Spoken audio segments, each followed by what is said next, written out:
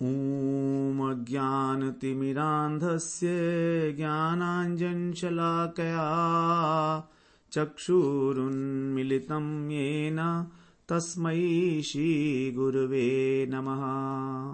वन्देऽहं श्रीगुरो श्रीयुतपदकमलं श्रीगुरून् वैष्णवांश्च श्रीरूपं साग्रजातं सहगण रघुनाथान्वितं तं सजीवं साद्वैतं सावधूतं परिजनसहितं कृष्ण चैतन्यदेवं श्रीराधा कृष्णपादान् सहगण ललिता श्रीविशाखान्वितांश्च तमादिदेवं करुणानिधानं तमालवर्णं सुहितावतारम् अपार संसार समुद्र सेतुं भजामहे भागवत स्वरूपम्।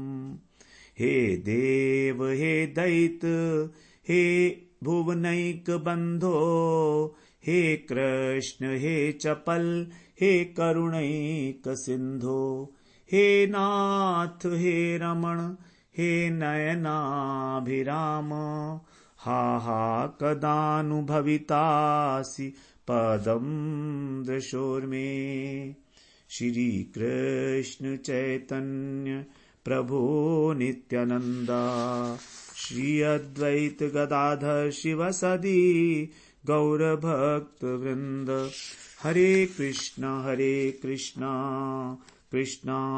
कृष्णा हरे हरे, हरे राम राम राम हरे हरे। हरे कृष्णा।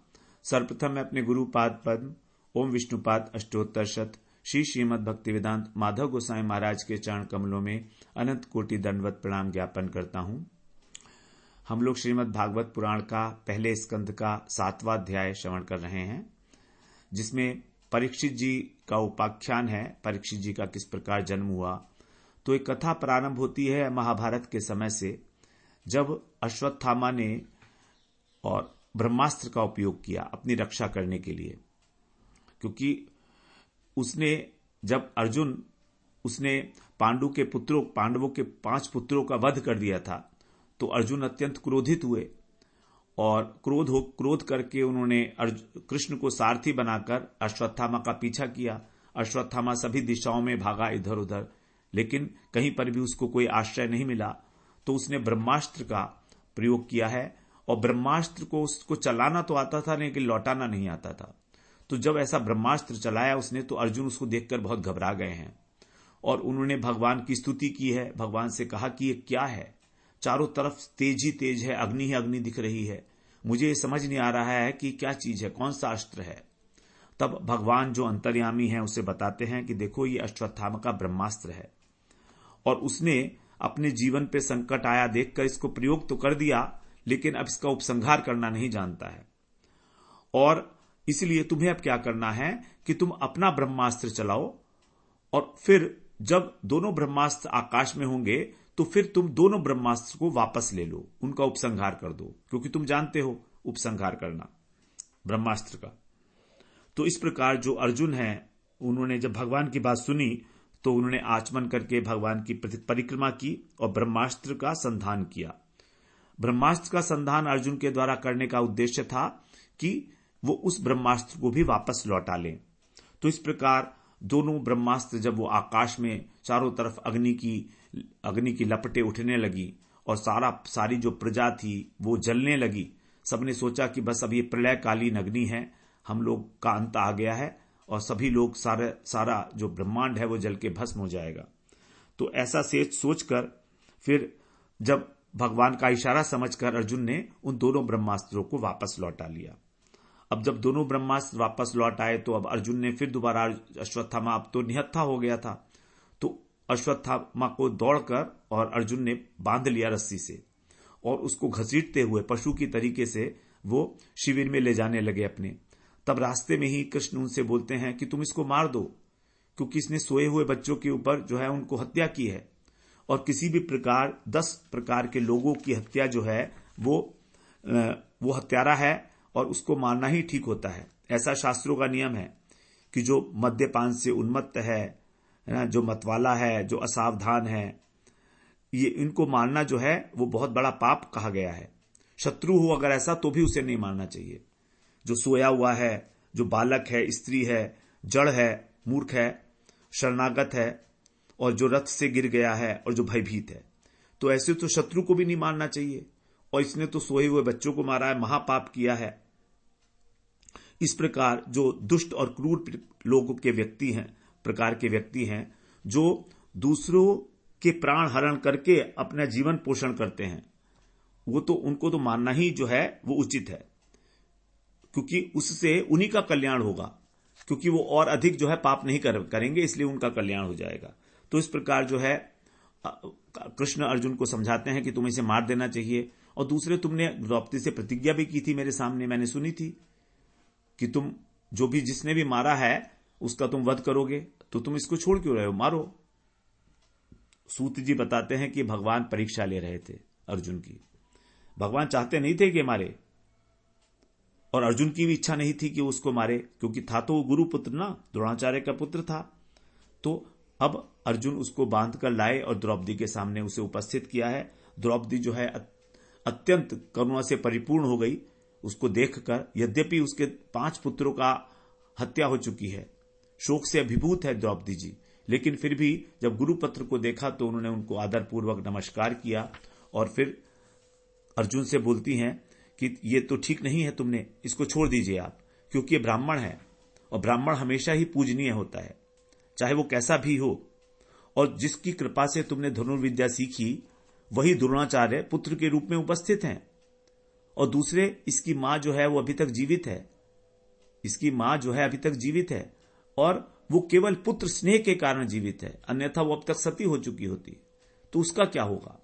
तो इस प्रकार हम लोगों ने, और आप तो धर्मज्ञ हो, आप धर्म के जानने वाले हो, तो गुरुवंश का कोई भी हो वो उसका पुत्र भी जो है आदर का पात्र है, हमारे लिए वध का योग्य नहीं है वो। इस प्रकार अर्जुन से बताती हैं वो द्रौपदी जी। 46वें श्लोक तक हम लोग श्रवण करे थे, अब हम 47वां श्लोक श्रवण करते हैं।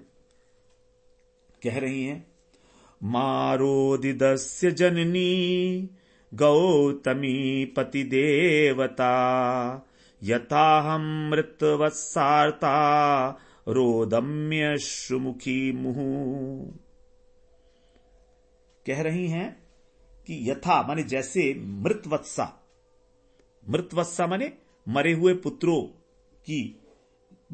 के मर जाने पर, मैं, अहम माने मैं, बार बार, मुहु अश्रुमुखी, बार बार मेरी अश्रुधारा निकली जा रही है, मुख के ऊपर आंसुओं की धारा बह रही है और मैं अत्यंत आर्त होके रोददी, मैं रो रही हूं। और इसकी माता कैसी है, वो पतिव्रता है, उसके पति ही देवता थे, वो पतिव्रता है। और इसकी जननी, इसकी जो माता है गौतमी अर्थात कृपी, वो नहीं रोएगी क्या, वो नहीं रोएगी ना, रोदित, वो क्या नहीं रोएगी जब मैं रो रही हूं, रोदिमी, मैं रो रही हूं, रोदिमी, तो क्या इसकी मां नहीं रोएगी जब इसको तुम मार दोगे। तो तुम्हें इस बात को सोचना चाहिए। कई सारे जो है युक्तियां दे रही है वो शास्त्रों के अनुसार द्रौपदी जी अर्जुन से, कि ये जो ब्राह्मण है इसको छोड़ दो, मुंच। अब जैसे मैं इस प्रकार रो रही हूं कि मेरे आंसू जो है रुक नहीं रहे हैं, अश्रुमुखी का मतलब है कि मेरे आंसू इतने अधिक हैं कि वो मुंह तक आ रहे हैं, मतलब बार बार मुंह तक मेरे आंसू टपक टपक कर आ रहे हैं, इतना ज्यादा मैं रो रही हूं। तो इसकी मां नहीं रोएगी क्या। अब मेरे पति तो जीवित भी हैं, मेरे पति जीवित हैं, आप मेरे आंसू पहुंच सकते हो और पहुंचे आपने, लेकिन इसके पति, इसकी मां के आंसू कौन पहुंचेगा, ये तो सोचो, क्योंकि इसके पति ही इसके देवता हैं, पति देवता हैं वो। तो आप ये सोचो कि यदि इसकी मां, अगर इसको तुम मार दोगे तो इसकी मां का क्या हाल होगा। और दूसरा फिर आगे बता रहे हैं 48वें श्लोक में, बड़ा इंपॉर्टेंट श्लोक है। कह रही हैं, देखिए द्रौपदी जी का जो माइंडसेट है, अपने 5 पुत्रों के मरने पर भी वो शास्त्र की भाषा बोल रही हैं। वो पूरे होश हवास में हैं, व्याकुल हैं, लेकिन उनकी जो बुद्धि है वो स्थिर है। इसीलिए तो इस प्रकार की बातें कह सकते हैं। साधारण स्त्री जो है वो ऐसी बातें नहीं कर सकती। 48वें श्लोक में कह रहे हैं, यही कोपितम ब्रह्म कुलम राजन्यैरजितात्म भी तत्कुलम प्रदहत्याशु सानुबंधम शुचार्पितम।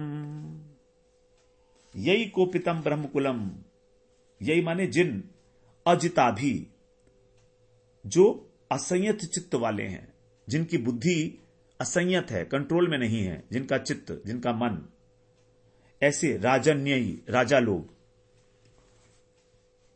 ब्रह्म कुलम, जो राजाओं ने, ऐसे राजाओं ने जिन्होंने ब्रह्म कुल मतलब ब्राह्मणों के कुल को कुपित किया है, कोपितम। तो जिन राजाओं ने, जो संयमी नहीं है राजा, जिनके अंतःकरण उनके वश में नहीं है, ऐसे राजाओं ने जब किसी ब्राह्मण के कुल को और क्रोधित कर दिया है, कुपित कर दिया है, तत्कुलम, उसका जो कुल है, राजा का कुल, प्रदहति आशु, उसका जो कुल है राजा का, क्षत्रिय वंश, वो तुरंत ही प्रदहति, जल गया है। सानुबंधम शुचार्पितम,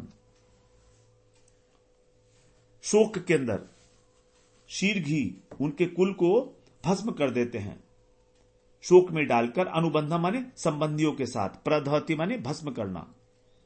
कैसे? ब्राह्मण लोग उनको श्राप देकर भस्म कर देते हैं। यदि ब्राह्मण को क्रोध आ जाए और वो श्राप दे दे तो राजाओं के कुल नाश हो जाते हैं, कोई नहीं बचता कुल में, क्षत्रिय वंश में। परशुराम जी की घटना हम जानते ही हैं। परशुराम जी को जब क्रोध आया था तो उन्होंने किस प्रकार 21 बार इस पृथ्वी को क्षत्रियों से विहीन कर दिया। तो कह रही हैं कि जो ब्राह्मणों का क्रोध है वो बहुत भयानक होता है। तुम उस क्रोध से नहीं बच सकते यदि उसने तुमको श्राप दे दिया। वो ब्राह्मण है, इनकी मां जो है अश्वत्थामा की। तो जो इंद्रियों के गुलाम है राजा, असंयत चित्त वाले, चंचलतावश, जिन्होंने ब्राह्मणों का कुछ अहित कर दिया, उनको कुपित कर दिया, ऐसे ब्राह्मण जब राजाओं को शाप दे देते हैं तो दूर दूर तक उनके कुल का नाश हो जाता है। इस संबंध में आगे हम एक कथा सुनेंगे, भागवत के अंदर ही है। वो इस प्रकार से है, जैसे एक बार राजा नहुष जो है उनको इंद्र बनाया गया था, क्योंकि इंद्र जो थे उनको ब्रह्म हत्या लग गई थी। तो कुछ समय के लिए वैकल्पिक इंद्र की व्यवस्था की गई इंद्र के बदले में। तो जो राजा नहुष थे उनको इंद्र बनाया गया। पुण्यात्मा राजा थे, सूर्यवंशी राजा थे, उनकी कथा आगे आएगी। अब जब वो इंद्र बन गए, वैकल्पिक इंद्र बन गए, जिससे कि असुर लोग जो है आक्रमण ना कर दे। बलशाली राजा थे, प्रतापी राजा थे और पुण्य कर्मी थे। जब वो इंद्र बन गए तो उनकी नीयत बिगड़ गई। और जो इंद्र की पत्नी है शची, उनके ऊपर उन्होंने कुदृष्टि डाली। उनकी दृष्टि कुदृष्टि हो गई। गलत नजर से जो इंद्र की पत्नी शची हैं उनको देखने लगे वो। और अब शची से कहते हैं कि आप हमको इंद्र मान लो। लेकिन शची जो हैं वो तो पतिव्रता हैं।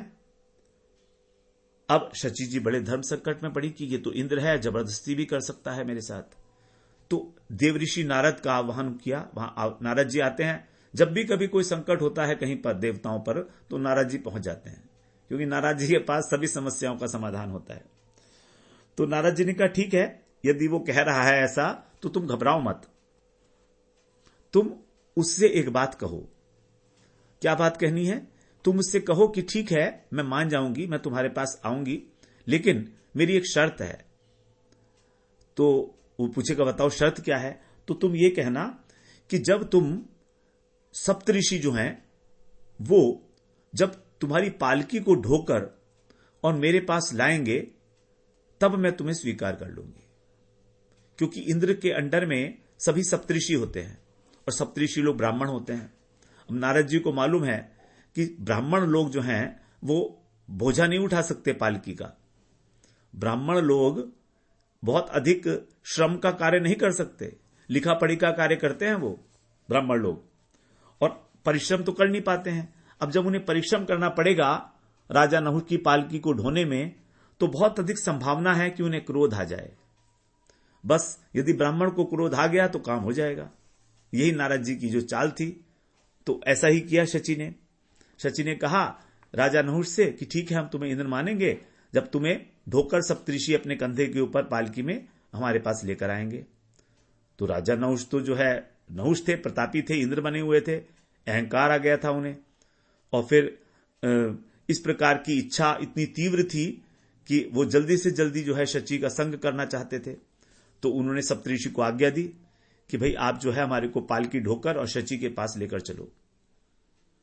अब ब्राह्मण बेचारे सीधे साधे तो होते ही हैं, सीधे भी होते, पहले सीधे ही होते थे ब्राह्मण। तो उन्होंने सोचा ठीक है, कोई बात नहीं है, थोड़ा परिश्रम होगा, चले जाएंगे, कोई बात नहीं है, जाना तो पड़ेगा ही भाई, राजा है ये इंद्र जो है। अब चले तो गए, लेकिन परिश्रम तो कर नहीं पाएंगे, रास्ता तो लंबा था। तो बेचारे पालकी ढो रहे हैं और डगमगा रहे हैं। उनसे कभी उन्होंने पालकी तो उठाई नहीं थी। जिसने पालकी ना उठाई हो, जिसने वजन ना उठाया हो, वजन कहां से उठा लेगा? वो भी इंद्र की पालकी का वजन उठाना है। तो थोड़ा सा उनकी गति जो है धीमी हो गई। अब जब धीमी हो गई, लेकिन राजा नहुष को तो पहुंचने की जल्दी थी।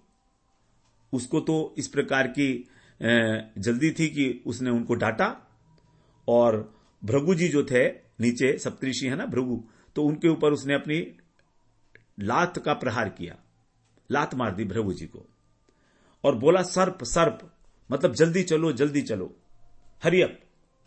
अब भृगु जी तो बेचारे वैसे ही परेशान थे, दुखी थे, उनको क्रोध आ गया।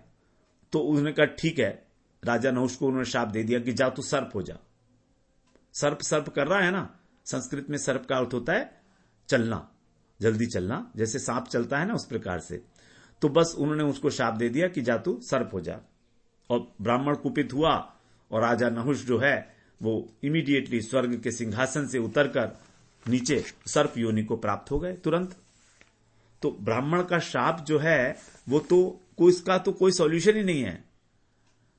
तो यही कह रही हैं द्रौपदी जी कि राजाओं के कुल जो हैं शीघ्र ही जलकर भस्म हो जाते हैं। आशु, आशु का मतलब है शीघ्र, और जितने संबंधी हैं वो सारे के सारे शोक में डूब जाते हैं उस राजा के। तत्कुलम, उस राजा का कुल कुटुंब सहित, प्रदिहति, जल जाता है। आशु माने तुरंत, सानुबंधम माने कुटुंब सहित, अनुबंधम, शुचार्पितम, अगर वो कुपित हो जाएं। तो फिर इसलिए यदि उस गौतमी ने, कृपी ने, अश्वत्थामा की जो माता है, उन्होंने यदि तुम्हें शाप दे दिया तो क्या होगा, तुमने सोचा है कभी? द्रौपदी जी अर्जुन को समझा रही हैं। अब कह रहे हैं सूत जी, श्री सूत उवाच धर्म्यम न्यायम सकरुणम निरव्यलीकम समम महत् राजा धर्म सुतो राज्ञया प्रत्यनंदद वचो द्विजहा। 49वां श्लोक है। सूत जी कह रहे हैं, हे द्विजा, हे शौनकादिक ऋषियों, महारानी द्रौपदी, राज्ञा, जो राज्ञा है, राजा की जो पत्नी है, उसको फेमिनिन जेंडर है, राज्ञया। हे द्रौपदी की वचन धर्म न्यायम, धर्म सम्मत और न्याययुक्त, कृपापूर्ण, जो निरव्यलिकम, निरव्यलिकम मतलब निष्कपट, क्यों कपट नहीं था द्रौपदी के हृदय में, और समम माने समत्व को धारण करके, समता युक्त, ऐसे वचन का राजा धर्मसुत है। प्रत्यनंदत, जो राजा है मतलब युधिष्ठिर महाराज हैं, धर्म के पुत्र, धर्मसुतो, युधिष्ठिर महाराज धर्म के पुत्र है, धर्मपुत्र। तो उन्होंने उसका अनुमोदन किया। रानी के कैसे वचन थे? वो धर्ममय थे, न्याय युक्त थे, कृपापूर्ण थे, कपट रहित थे, और समम, समता रहित थे, और अत्यंत श्रेष्ठ थे। कितने सारे उदाहरण, कितने सारे विशेषण हैं द्रौपदी जी के वचन के लिए। 6 विशेषण दिए गए हैं। उन वचनों का युधिष्ठिर महाराज ने स्वागत किया, उनका अभिनंदन किया, समर्थन किया। प्रत्यनंदत, युधिष्ठिर महाराज उसको सुनकर अत्यंत प्रसन्न हुए हैं कि हां, ये तुमने बिल्कुल ठीक बात कही है।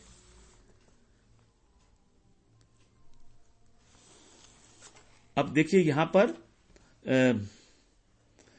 ये एक कथा आती है कि भागवत के अंदर दो प्रकार से, दो बार जो है ब्राह्मणों ने शाप दिया है।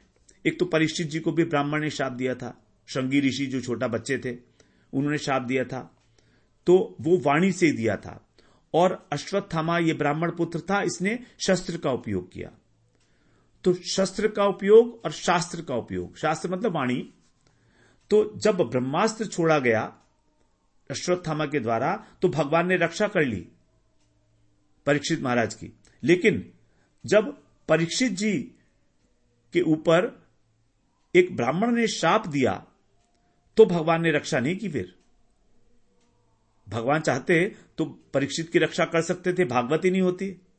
तो कहते हैं कि ब्राह्मण यदि हाथ से प्रहार करता है तो उसको बचा सकता है, लेकिन यदि वो वाणी से प्रहार करता है, शाप दे देता है, तो भगवान भी नहीं बचा सकते।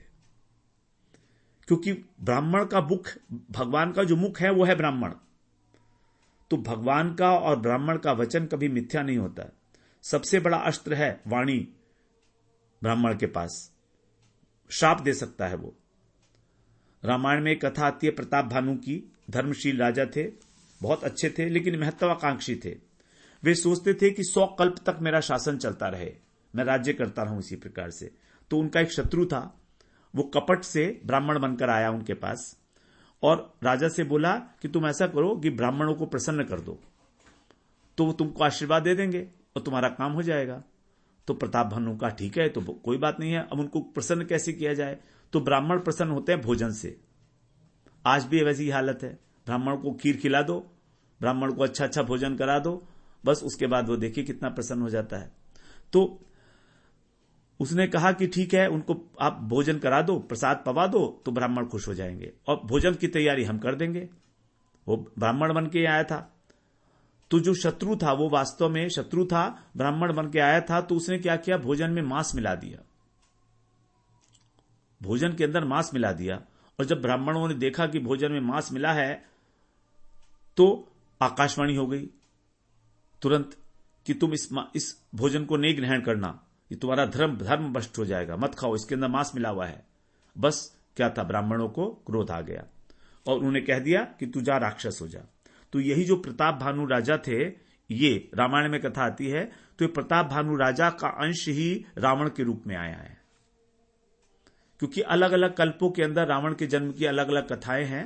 जय विजय तो थे ही, रावण और कुंभकर्ण वो तो एक मेन था, लेकिन इस प्रताप भानु राजा का जो अंश है वो भी, क्योंकि किसी किसी कल्प में तो जय विजय आते हैं, किसी कल्प में एक कल्प में एक बार, और अनेक अनेक प्रकार, अनेक अनेक चतुर्युग के अंदर जो रावण होता है वो कोई जीव बनता है, जय विजय नहीं होते हैं वो। तो इस प्रकार से रामायण की एक कथा है। तो ब्राह्मण लोग अगर किसी को शाप देते हैं तो भगवान भी नहीं बचाते हैं उसको। तो यहां पर देखिए आगे आएगी कथा हमारी जरासंध की। जरासंध ने 17 बार मथुरा के ऊपर आक्रमण किया, 23 अक्षौहिणी सेना से, 23 बार, मतलब 17 बार लेकर आया और भगवान ने हर बार उसको भगा दिया। फिर जब वो इतना हार गया तो जरासंध ने जाकर ब्राह्मणों की सेवा की। ब्राह्मण खुश हो गए और ब्राह्मणों का वरदान मांगो। तो ब्राह्मणों से वरदान मांगा उसने कहा कि क्या वरदान चाहिए? बोले हमको ये वरदान चाहिए कि हमारी मथुरा के ऊपर विजय प्राप्त हो जाए, हम जीत जाएं। मथुरा तो कृष्ण के उसमें था, चार्ज में था। एवमस्तु कह दिया ब्राह्मणों ने।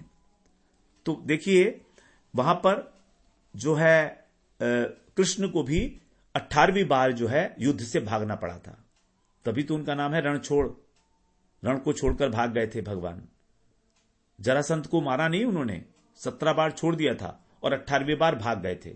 आगे कथा आएगी 10वें स्कंध में।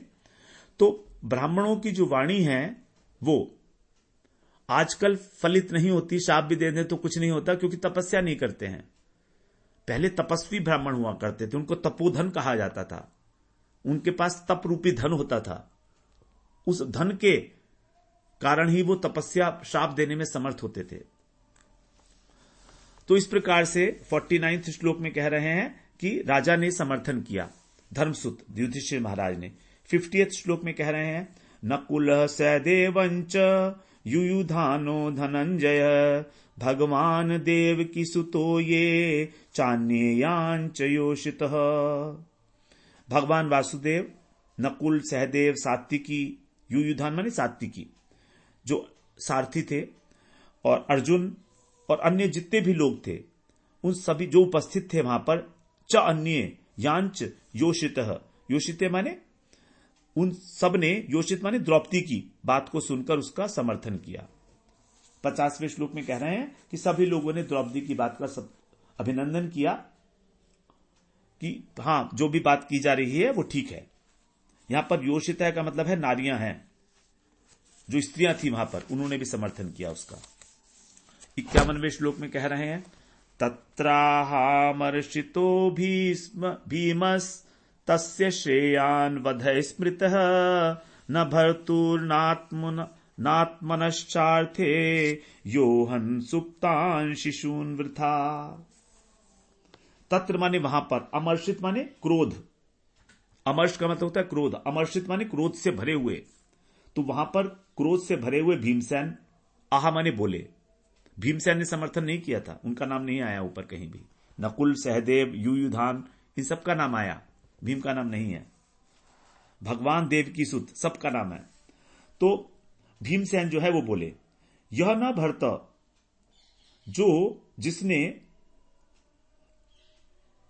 व्यर्थ में, वृथा माने व्यर्थ में ही सोते हुए बच्चों को मार दिया, और उसने अपने स्वामी का भी कोई हित नहीं किया, न भर्तु, और अपना भी हित नहीं किया, न आत्मन, आत्मन माने अपना, अर्थ माने हित। तो जिसने ना तो अपने स्वामी का हित किया और ना अपना हित किया, और जिसने बच्चों को मार दिया सोते हुए, अहन माने मारना, तो सोचे हुए बच्चों को व्यर्थ में मार दिया, तो ऐसी पापी का तो वध करने में ही कल्याण है। श्रेयान वध स्मृतः, ऐसा कहा गया है कि इस प्रकार के पापी को, कल्याण को मार देना ही कल्याणकारी है, उसका भी जो है वो कल्याण हो जाएगा, तो उसको मारना धर्म सम्मत है। अब भीम जो है अपनी राय बता रहे हैं कि कोई ना तो दुर्योधन खुश हुआ, ना अश्वत्थामा का ही उनको मारने से कोई फायदा हो रहा है, तो व्यर्थ में मार दिया सोते हुए बच्चों को, तो ये कहां का इंसाफ है। इसलिए उसका वध करना चाहिए। भीम को तो बड़ा क्रोध आ रहा है। अब 52वें श्लोक में कह रहे हैं, निश्चम्य भीम गदितम द्रौपद्यांच चतुर्भुज आलोक्य वदनम सख्युर इदम आह सन्निव। चतुर्भुज मतलब भगवान श्री कृष्ण ने भीमसेन की और द्रौपदी की, द्रौपद्या, दोनों बातें, गदितम माने कही गई बातें, निशम्य माने सुनी, सुनकर।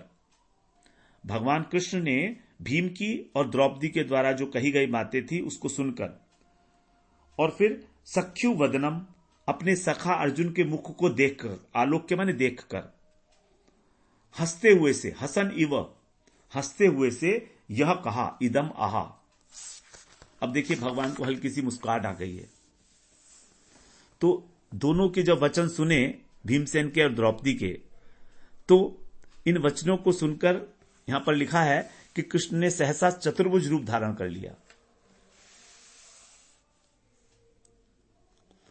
अब भीम यदि क्रोधित होकर अश्वत्थामा का वध करने के लिए तैयार हो जाएं, तो द्रौपदी उन्हें रोकेगी। अब उन दोनों को रोकने के लिए श्री कृष्ण ने चतुर्भुज रूप धारण किया है, क्योंकि दो लोगों को रोकना पड़ेगा, भीम को भी और द्रौपदी को भी। द्रौपदी भीम को रोकेगी और भीम जो है वो मारना चाहेंगे, तो दोनों को कंट्रोल करना है। अब भगवान को द्रौपदी को भी कंट्रोल करना है और भीम को भी कंट्रोल करना है, तो इसलिए उन्होंने चतुर्भुज रूप धारण कर लिया। भीम का मतलब है भयंकर, भीम तो भयंकर है ना, तो उनके भयंकर वचन सुनकर, क्योंकि भीम का जो चेहरा था वो तमतमा रहा था क्रोध से, इसलिए भगवान ने वहां पर चतुर्भुज रूप धारण किया है। ऐसा लिखा है हमारे टीका में। श्री भगवान उवाच, अब भगवान बोलते हैं 53वें श्लोक में, ब्रह्म बंधुर्न हंतव्य आतताई वधारण मयि वो भयमाम्नातः परिपायी अनुशासनम। भगवान ने कहा ब्रह्म बंधुर न हंतव्य, चाहे ब्राह्मण अधम हो तो भी वो वध के योग्य नहीं है। हंतव्य माने मारने के योग्य, न माने नहीं है। चाहे वो अधम हो, चाहे वो ब्राह्मण का कर्तव्य ना निभाता हो तो भी ब्राह्मण की हत्या नहीं करनी चाहिए। किंतु आतताई वधारण, यदि कोई आतताई है तो उसको वध करना चाहिए। अर्हणा वो वध के योग्य है, अवश्य करना चाहिए। मई एव मेरे द्वारा, मया एव मेरे द्वारा ही इस प्रकार का, आमनातम माने शास्त्र के अनुसार, इस प्रकार व्यवस्था मैंने की है शास्त्रों के अंदर, क्योंकि सब शास्त्र तो भगवान के द्वारा ही लिखे गए हैं ना। शास्त्र, आमनातम मतलब शास्त्र में ये बात जो है परिपाही, अनुशासनम परिपाही, इस शास्त्र की आज्ञा का ठीक ठीक पालन करो। अब अर्जुन की ओर देख के कह रहे हैं भगवान कि अब तुम्हें पालन करना है शास्त्र की आज्ञा का, ठीक ठीक अच्छी प्रकार से। परिपाही, पाही माने पालन करना, परिपाही माने ठीक प्रकार से सोच के पालन करना, क्योंकि ये जो है परंपरा है आमनातम, तो दोनों के वचन जो हैं वो सच होने चाहिए कि भाई ब्रह्म बंधु की हत्या भी ना हो और आतताई की हत्या भी हो जाए।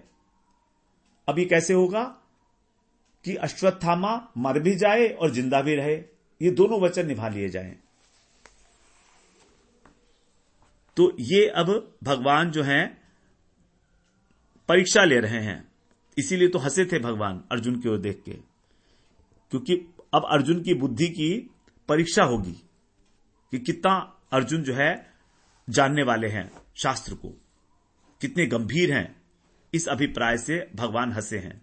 वहां पर भी भगवान हंसे थे, प्रहसन ही भारत, गीता में भी जब अर्जुन शोक से बहुत व्याकुल हो गए थे तो भगवान वहां पर भी हंसते हुए से बोले थे कि जो शोक करने योग्य नहीं है उनके लिए तू शोक करता है और बड़ी पंडितों की सी बातें करता है। यहां पर भी भगवान हंसे हैं। वहां पर था प्रहसन और यहां पर लिखा है हसन इव, तो वहां पर प्रकृष्ट रूप से हंसे थे, दिखाई दे रही थी। यहां थोड़ा सा मुस्कुराए हैं।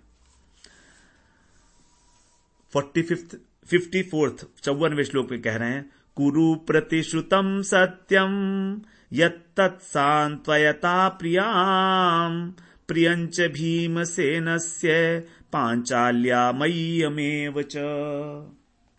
कुरु, कुरु माने करो, क्या करना है तुमको, जो तुम्हारी प्रिया है द्रौपदी, प्रियाम द्रौपदी को, सांत्वयता सांत्वना देने के लिए, प्रतिश्रुतम माने जो तुमने प्रतिज्ञा की है, तत्सत्यम कुरु उसको सत्य करो। तुमने प्रतिज्ञा की है कि जिसने भी तुम्हारे पुत्रों को वध किया है मैं उसको मारूंगा, ये तुम्हारी प्रतिज्ञा है, तो उसको सत्य करो। और भीमसेनस्य, और भीमसेन का, और पांचाल्या द्रौपदी का, और मय्या माने मेरा, इन हमारे हम तीनों का ही प्रिय काम करो। ये अर्जुन की प्रतिज्ञा है। एक बहुत बड़ा टेस्ट है यहां पर।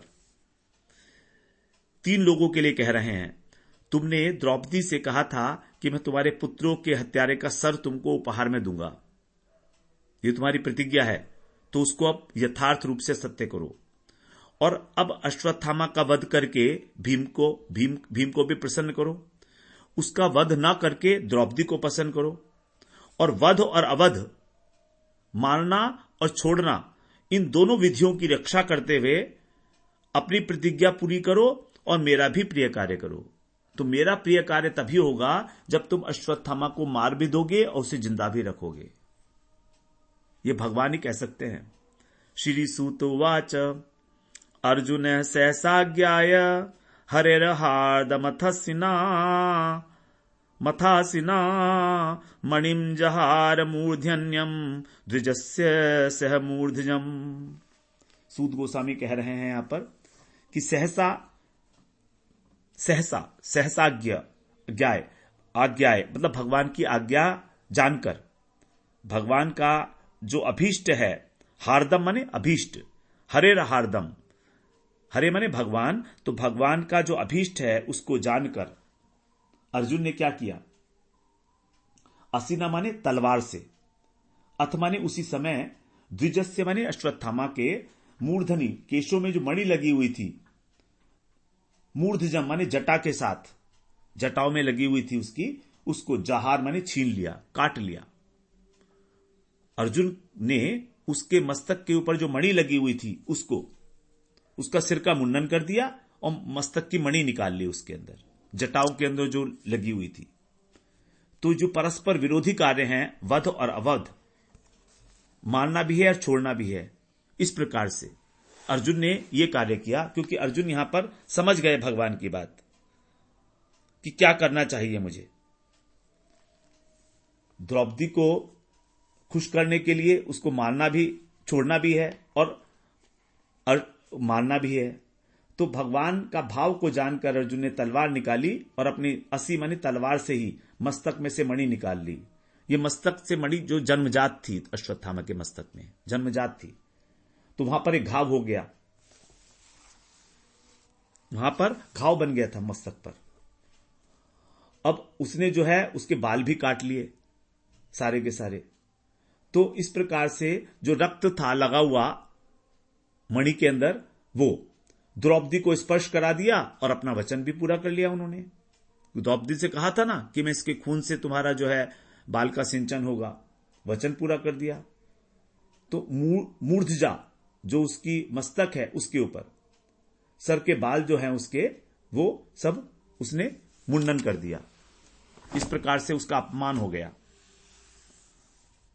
अब कह रहे हैं, विमुच्य रसनाबद्धम बाल हत्या हत प्रभम तेजसा मणिनाहीनम शिबिरात्रिन निरापयत। 56वें श्लोक में रसनाबद्धम, विमुच्य, रस्सी से जो बंधा हुआ था उसको विमुच्य माने खोल दिया, और बाल हत्या हतप्रभम, बालक की हत्या करने के कारण वो पहले से ही हतप्रभ हो गया था, श्रीहीन हो गया था, तेज से और मणि से रहित हो गया। तब फिर वो शिवरात निरापयत, उसको शिविर से निकाल दिया, बाहर निकाल दिया, अपमान करके उसका। श्रीहीन तो वो हो ही गया था क्योंकि बाल हत्या की थी उसने, और मणि निकाल ली तो तेजहीन भी हो गया।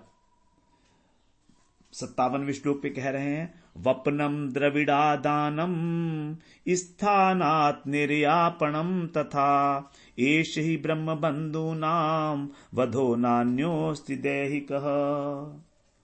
वपन माने बाल मूंडना, द्रविण माने धन, आदान माने छीन लेना, और स्थानात् निर्यापणम, स्थान से निकाल देना। ये 3 प्रकार से एष ब्रह्म बंधूनाम वधः, यही वास्तव में ब्राह्मणों का वध है। शास्त्रों में ऐसा कहा गया है।